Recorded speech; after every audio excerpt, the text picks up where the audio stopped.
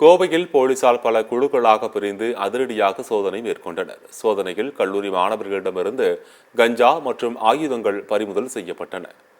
கோவை மாவட்டத்தில் கல்லூரி மாணவர்கள் தங்கியிருக்கும் இடங்களில் போலீசார் தீவிர சோதனை நடத்தினர். இந்த சோதனையில் 6 கிலோ கஞ்சா, 4 கத்திகள் உள்ளிட்ட பயங்கர ஆயுதங்கள் மற்றும் 42 திருடப்பட்ட இருசக்கர வாகனங்கள் என பல்வேறு பொருட்கள் பறிமுதல் செய்யப்பட்டன. சோதனையின் போது கஞ்சா விற்பனை மற்றும் திருட்டு வழக்குகளில் ஈடுபட்ட 8 கல்லூரி மாணவர்கள் கைது செய்யப்பட்டனர். இதுகுறித்து சூலூர் காவல் நிலையத்தில் மாவட்ட எஸ்பி கார்த்திகேயன் செய்தியாளர்களிடம் பேசும்போது, படிக்கும் காலத்தில் கல்லூரி மாணவர்கள் படிப்பில் கவனம் செலுத்த வேண்டும், கல்லூரிகளில் குழு அமைத்து ரவுடிசத்தில் ஈடுபடுதல் போன்ற செயல்களில் ஈடுபடுவோர் மீது கடுமையான நடவடிக்கை எடுக்கப்படும் என்று எச்சரித்தார்.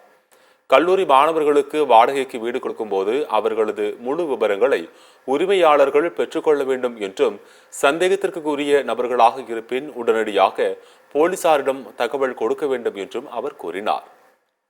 கல்லூரி மாணவர்கள் என்ற போர்வையில் சில சமூக விரோதிகள் வெளி மாவட்டத்தைச் சேர்ந்த கல்லூரியில் படிக்காத மாணவர்கள், அவங்க தெரிஞ்சவங்க, இந்த மாதிரியான போர்வையில் நிறைய பேர் வந்து இங்கே தங்கியிருக்கிறதாகவும், அவங்கக்கிட்ட they're involving in drug business and weapons வச்சுருக்கதான் வந்து கிடைச்ச தகவலின்படி ரைட் பண்ணியிருக்கோம்.